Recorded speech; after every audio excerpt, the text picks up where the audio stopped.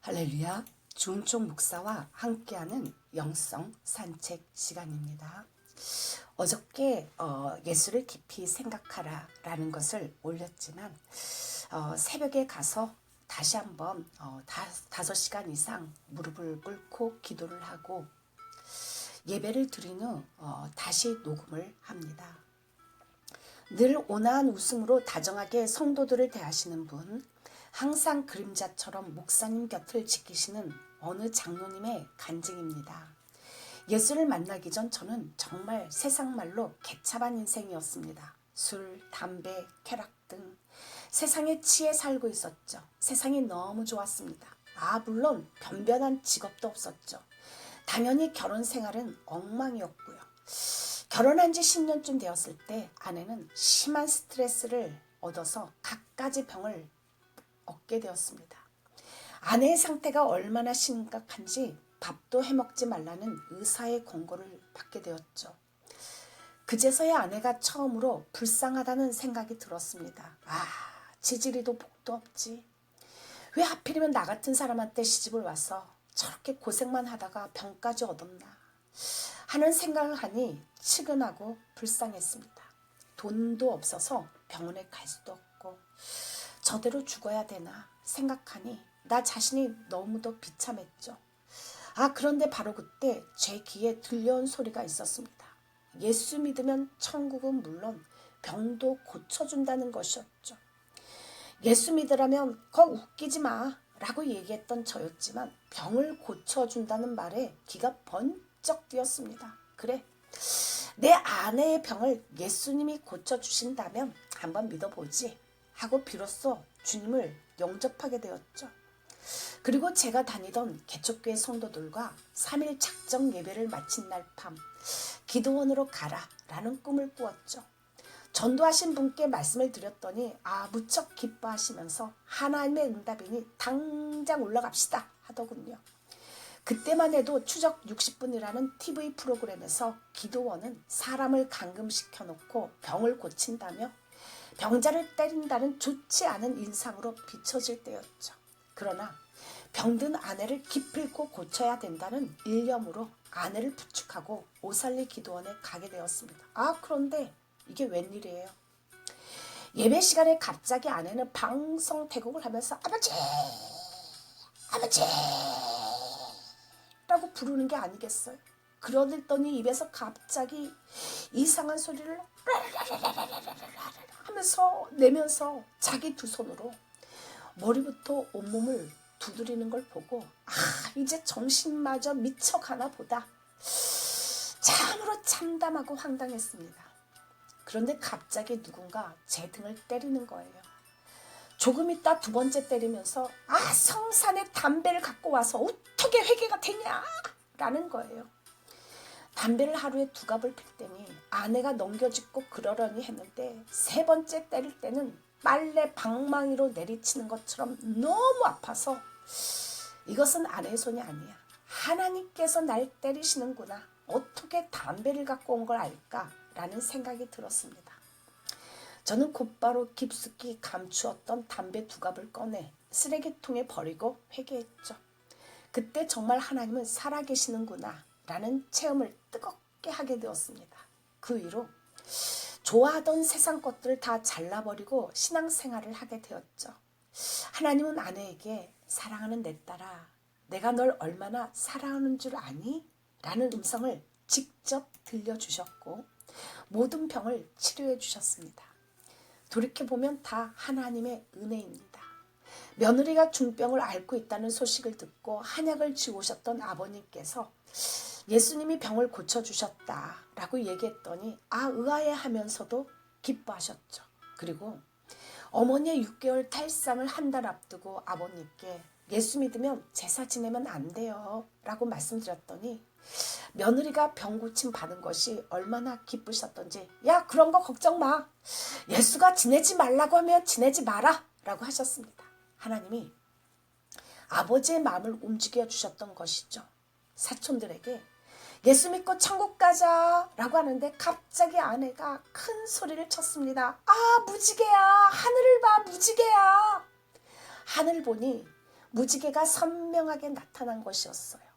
약속의 무지개 말입니다. 당시 저는 아무 벌이도 못했습니다. 그러니 생활이 오죽할까요? 그런데 11조 설교를 듣고 나니 수입은 없지만 11조를 해야겠다는 생각이 들더군요. 그때 마음속에서 너 밥은 먹고 살잖아. 고추장 된장도 있잖아. 그래. 우리 가족이 한 달 먹는 쌀 부식 계산해서 11조를 올려드리면 되지 라는 생각이 들더군요. 그래서 11조를 올려드리기 시작했는데 그 하나님께서는 저의 창고를 넘치도록 채워주셨습니다. 하나님의 말씀은 하나도 땅에 떨어지지 않는구나 라는 것을 깨달았죠. 신앙생활을 한 지 몇 년 되지 않았지만 그룹 단위의 기도 모임에 각자의 기도 제목을 부탁할 때 변함없이 저는 아론과 훌이 되게 해달라는 기도를 부탁했습니다. 어느 교회 입당 예배에 간 적이 있는데 그때 목사님 곁을 지키는 장로님들을 보고 하나님, 저도 저렇게 목사님 옆에서 목사님을 모시길 원합니다. 라고 정말 간절하게 기도를 하였고 그 기도가 이루어졌습니다. 지금 인생에서 육신적인 아픔과 가정적 파탄, 직업의 불안정과 나이 들므로 인해 자신의 인생을 되돌아보고 있는 분이 계신가요? 그렇다면 오늘 하나님이 당신에게 들려주시는 말씀, 예수를 깊이 생각하라. 예수를 깊이 생각하는 이 시간 되시기를 간절히 축복합니다. 이 시간에 찬양 예수 나를 오라 하네 하나님 앞에 한 곡 올려드립니다.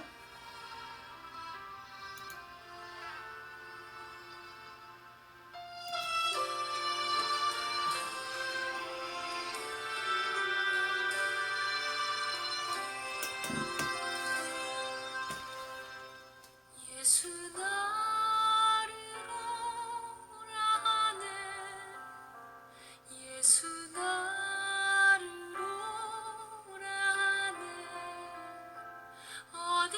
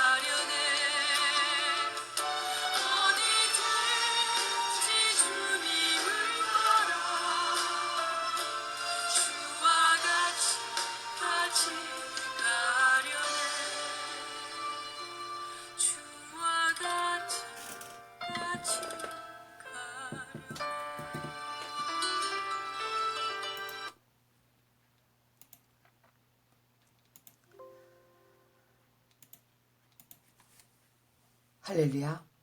오늘 본문 말씀은 믿음의 도리의 사도이시며 대제사장이신 예수를 깊이 생각하라고 명령하고 있습니다. 오늘 본문 말씀이 포함되어 있는 히브리서는 유대계 그리스도인들에게 보내진 일종의 편지죠. 여기서 유대계 그리스도인이란 유대인 중에서 예수를 믿던 사람들을 말합니다.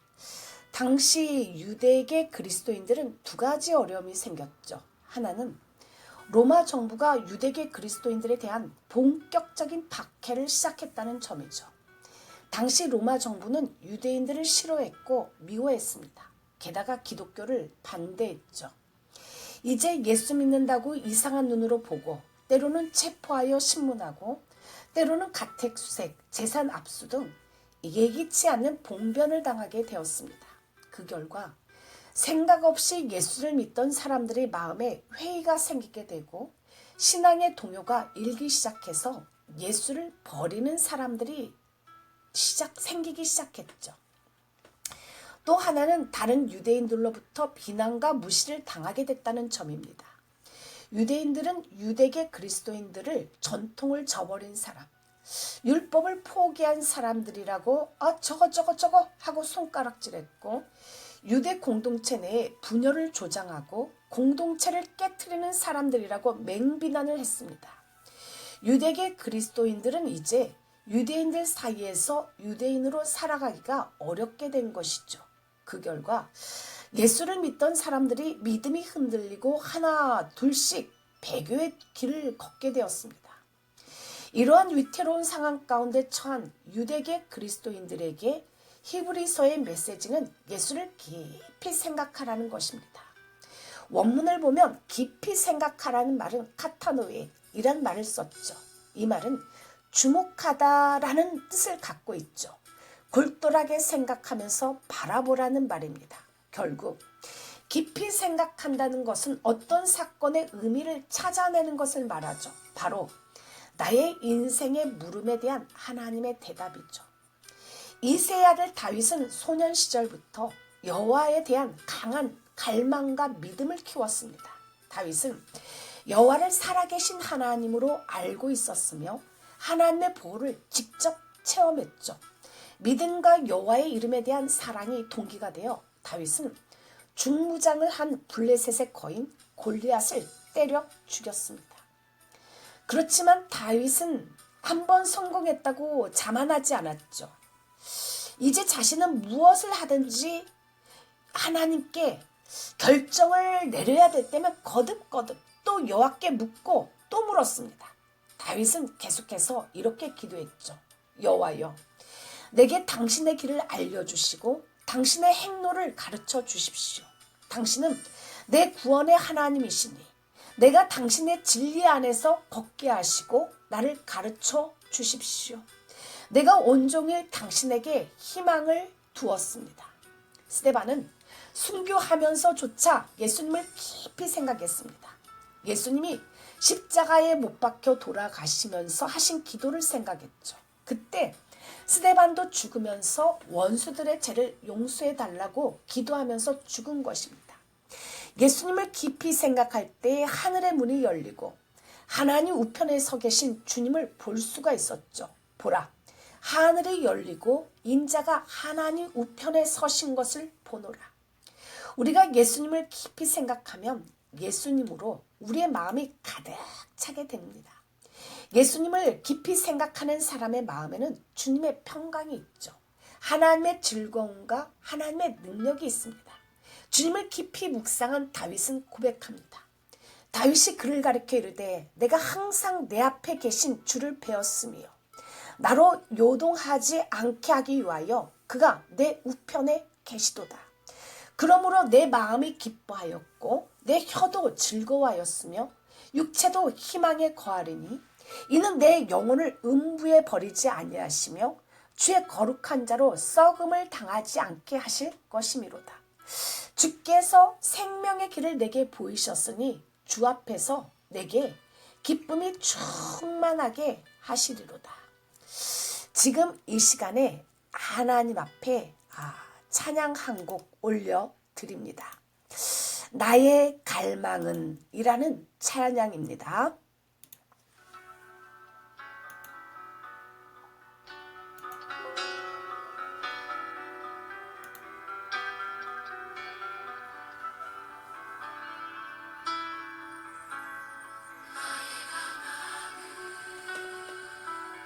주께서 말할 때 나도 주님을 온전히 아는 것 나의 갈망을 주를 사랑하듯 나도 주님을 사랑하는 것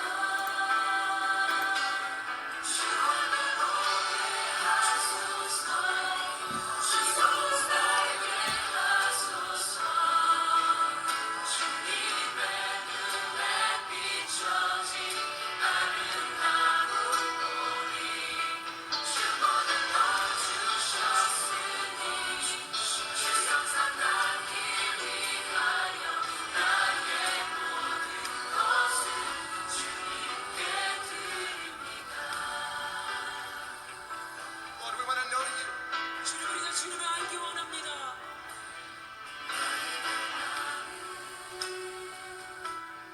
내 모든 삶을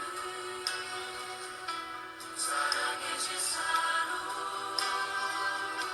주께 드리는 것 내 사랑 주의 기쁨이 되리 주의 사랑에 빛을 비추리 주와 날 보게 하소서 주소서 알게 하소서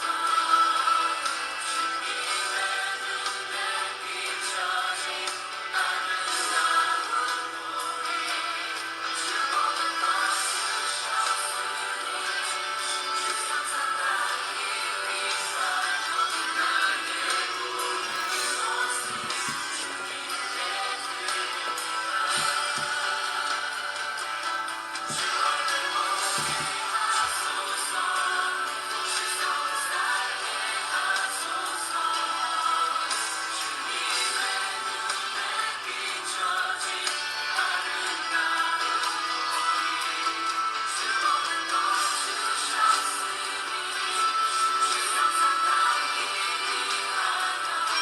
나의 모든 것을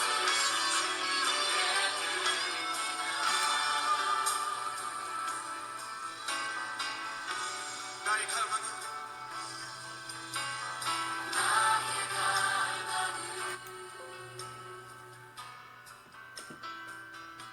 나의 갈망은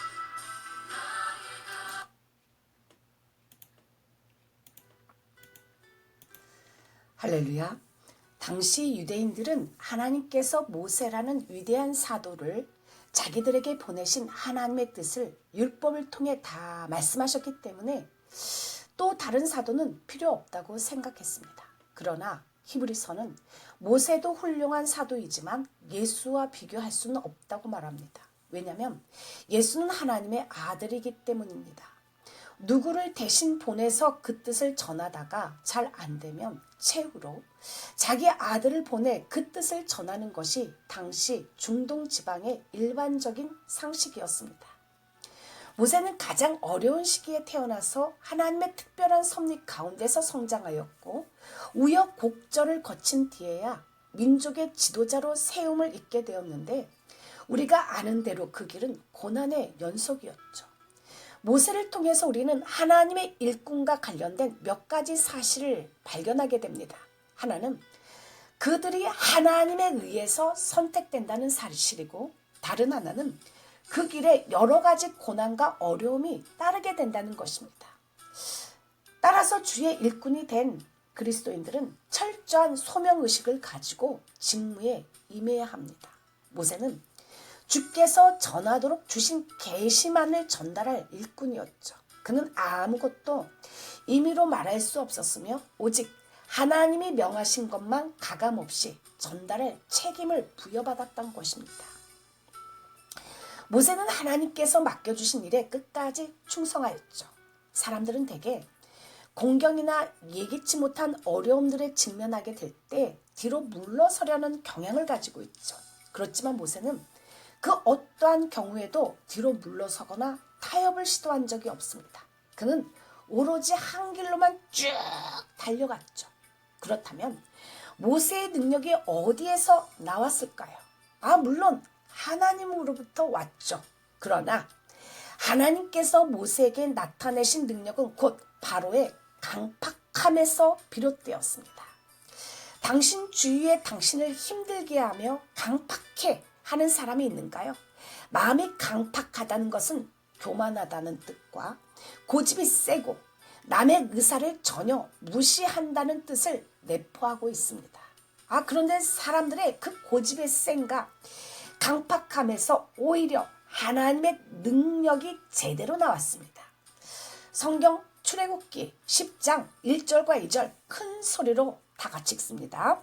여호와께서 모세에게 이르시되 바로에게 들어가라. 내가 그의 마음과 그의 신하들의 마음을 강팍케 함은 나의 표징을 그들 중에 보이기 위함이며 너로 내가 애굽에서 행한 일들 곧 내가 그 가운데서 행한 표징을 내 아들과 내 자손의 귀에 전하게 하려 함이라. 너희가 나를 여호와인 줄 알리라. 할렐루야! 사람들의 강박함은 오히려 하나님의 행한 표징들을 볼 수 있는 엄청난 축복입니다. 그 능력을 힘입어 모세는 이스라엘 백성들을 출애굽시킬 수가 있었죠. 내가 애굽에서 행한 일들 곧 내가 그 가운데서 행한 표징을 내 아들과 네 자손의 귀에 전하게 하려 함이라. 또 물어보겠습니다. 요셉이 애굽의 국무총리 대신이 될 수 있었던 요인이 무엇인가요? 그것은 보디발의 아내의 모함 덕분입니다. 보디발의 아내가 강간범이라고 누명을 씌워서 옥에 들어간 덕분에 술간장과 떡간장을 만날 수 있었고 바로의 꿈을 해몽할 기회를 얻은 것입니다. 모세나 요셉 둘 다 좋은 상황은 아니었죠.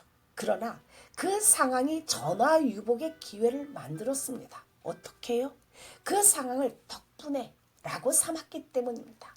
사람들은 조금 좋지 않은 환경이나 원치 않는 상황을 만나면 대부분이 뭐뭐 때문에, 남편 때문에, 상사 때문에, 가진 게 없기 때문에 라고 합니다.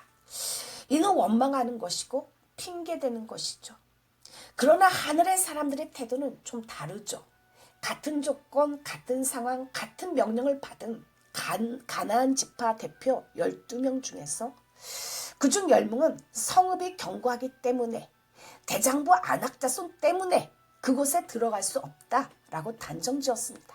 그러나 여호수아와 갈렙은 그들의 보호자는 그들을 떠났지만 하나님은 우리와 함께한 덕분에 충분히 들어갈 수 있다라고 말했죠. 그 결과가 어땠습니까? 부정적으로 말한 10명을 비롯해 그들에게 동조한 모든 사람들은 강야에서 다 죽었습니다.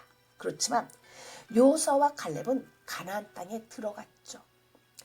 여호수아와 갈렙은 불신하고 강팍한 저들 때문에 내 인생이 40년이나 썩었어 라고 이야기하지 않았습니다.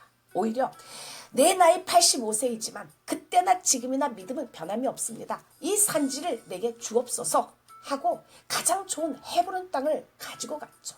당신은 어떤가요? 바람피는 남편 때문에, 속썩인 자녀 때문에, 구형장 때문에, 교회 때문에, 정치인 때문에 이러고 있지는 않는가요? 예전에 어느 분이 자신의 형님에게서 중고차를 받은 적이 있는데 그 차를 두고 그가 불평하는 것입니다. 차 때문에 수리비가 많이 들어간다는 둥, 차 때문에 고생했다는 둥. 그런데 똑같이 중고차를 받은 어떤 사람은 이 차 덕분에 자동차 정비 기술자가 됐습니다 라고 하는 것입니다. 사도 바울과 신라가 생각이 납니다. 옥문이 터지고 쇠사슬이 풀리는 기적보다 더 감동적인 일이 일어났죠. 그들은 수없이 매를 맞고 억울하게 감옥에 들어왔는데도 불구하고 하나님을 찬양하였습니다. 생각해 보십시오. 매를 맞고 감옥에 있는 상황이 어찌 기쁘고 어찌 찬양이 나올 수가 있단 말인가요? 아마도 우리가 그런 환경에 처해 있었더라면 절망과 한숨 속에 빠져들었을지도 모릅니다. 아니, 어쩌면 하나님을 향하여 원망하여야 하지 않을까요? 그런데 놀라운 일이 일어났습니다. 하나님, 이게 도대체 어떻게 된 상황입니까? 본래 아시아로 가려고 했는데 성령께서 그 길을 막으시고 환상을 보여주셔서 이리로 오게 된 거 아닙니까? 그러면 그만큼 성령의 감동하심에 철저하게 순종했으면 길이 잘 열려야지. 이게 뭔 꼬락선입니까? 하나님이 살아계시면 이럴 수 있나요? 어쩌면 그들은 아시아 선교를 포기하고 유럽으로 건너온 것을 한없이 후회하고 자신들을 때리고 감옥에 가둔 사람들에 대하여 분노의 마음을 품고 괴로워야 할 입장이었습니다. 그런데 그들은 그렇게 하지 않았죠. 아니, 오히려 원망할 시간에 감사, 슬퍼해야 할 시간에 기뻐했고 절망할 시간에 찬송을 불렀습니다. 정신을 잃을 정도로 얻어맞았음에도 불구하고 그들은 한밤중에 기도의 자리로 나아갔죠. 그들의 기도는 점점 깊어졌고 고난 속에서도 함께 하신 하나님을 향하여 찬양을 하기 시작했습니다. 그들의 입에 찬미가 나오기 시작했죠. 그런데 한밤중에 바울과 실라가 기도하고 하나님을 찬송하는 것을 제수들이 다 들었습니다. 지금 이 환난 중에 하는 당신의 말은 당신의 자녀들과 사람들이 다 듣고 있습니다. 내가 병들어도, 내가 사업이 안 돼도, 가정이 파산되어도 이 모든 것을 협력하여 하나님은 반드시 선을 이루십니다. 지금 당신의 입술의 고백대로 하나님을 이끌고 가고 계시죠. 당신의 그 고백이 당신의 운명을 좌우할 것입니다. 내가 네 말이 내 귀에 들리는 대로 내가 해주마. 지붕이라도 뚫는 믿음으로 예수님께 나아갈지어다. 사도행전 16장 23절로 26절 다 같이 큰 소리로 읽습니다. 많이 친 후에 옥에 가두고 간수에게 명하여 든든히 지키라 하니 그가 이러한 명령을 받아 그들을 깊은 옥에 가두고 그 발을 착고에 든든히 채웠더니 한밤중에 바울과 실라가 기도하고 하나님을 찬송하며 제수들이 듣더라. 이에 갑자기 큰 지진이 나서 옥토가 움직이고 문이 곧 다 열리며 모든 사람의 매인 것이 다 벗어진지라. 아멘, 할렐루야. 이 시간에 찬양, 울고 있는 형제여, 하나님 앞에 한 곡 올려드립니다.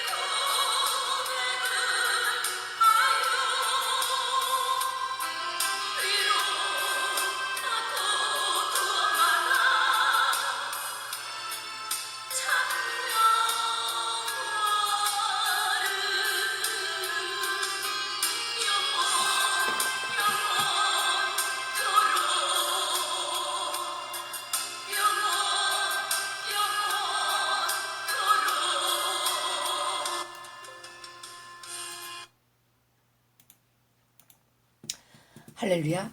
출애굽한 이스라엘 백성은 광야 40년 동안 수많은 하나님의 기적을 경험하면서도 어려운 일을 당할 때마다 모세 목사님을 원망하고 하나님을 시험하였습니다.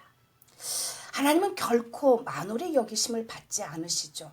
하나님은 당신을 시험하고 원망하고 멸시하는 이스라엘 백성에 대해 진노하셨죠. 다 같이 히브리서 3장 7절과 8절 읽습니다. 그러므로 성령이 이르신 바와 같이 오늘 너희가 그의 음성을 듣거든 광야에서 시험하던 날에 거역하던 것과 같이 너희 마음을 완고하게 하지 말라.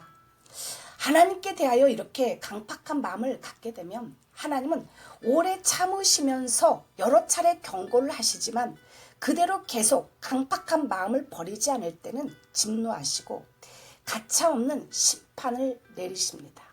그리하여 하나님은 그들을 40년 동안 광야에서 유리하다가 소멸되도록 하심으로써 약속하신 가나안 땅에 들어가지 못하게 하셨습니다.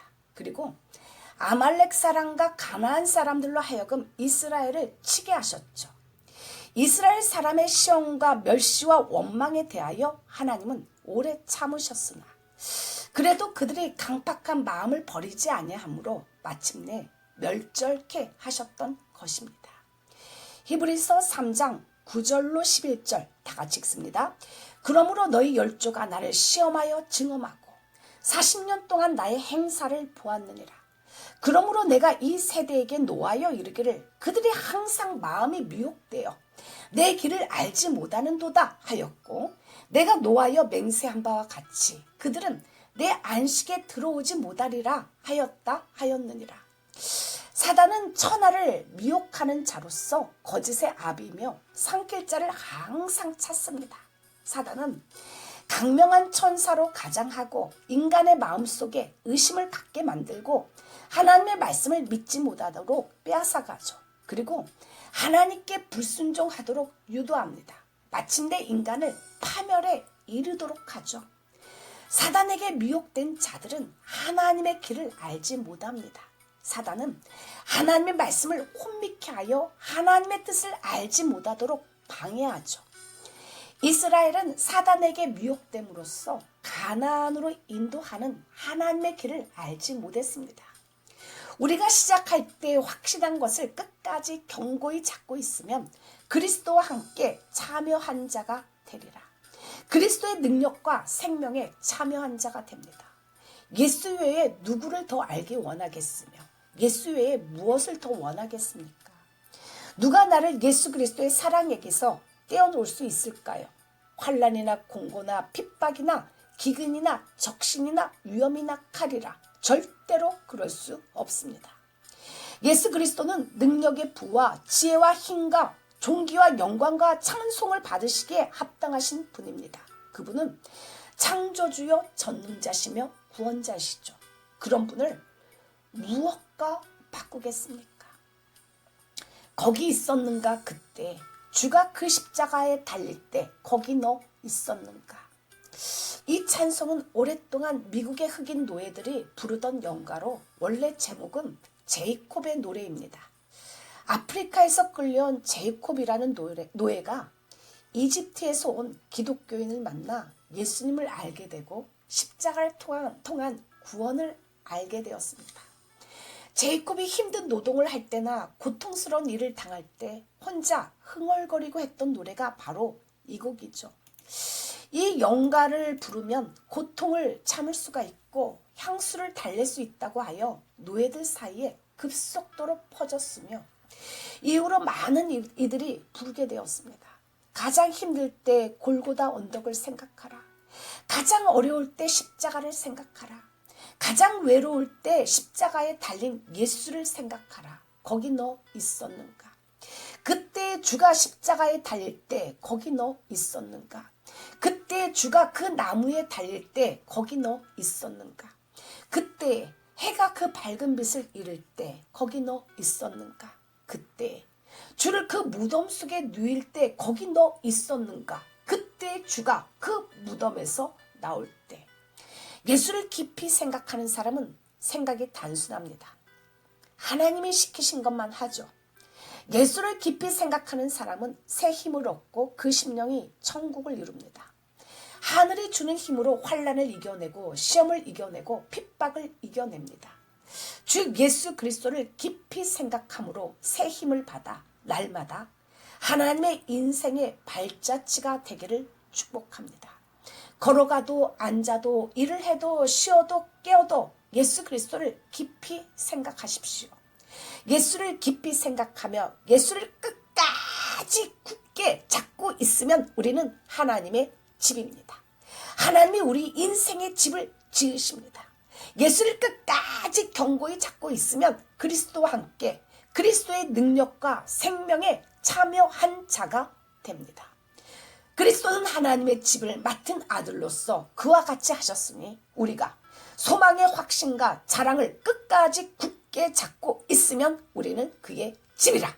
주님, 공생애를 시작할 때도 40일 금식 기도로 시작하시고 하루를 시작하셔도 꼭 새벽 미명의 기도로 시작하신 예수님.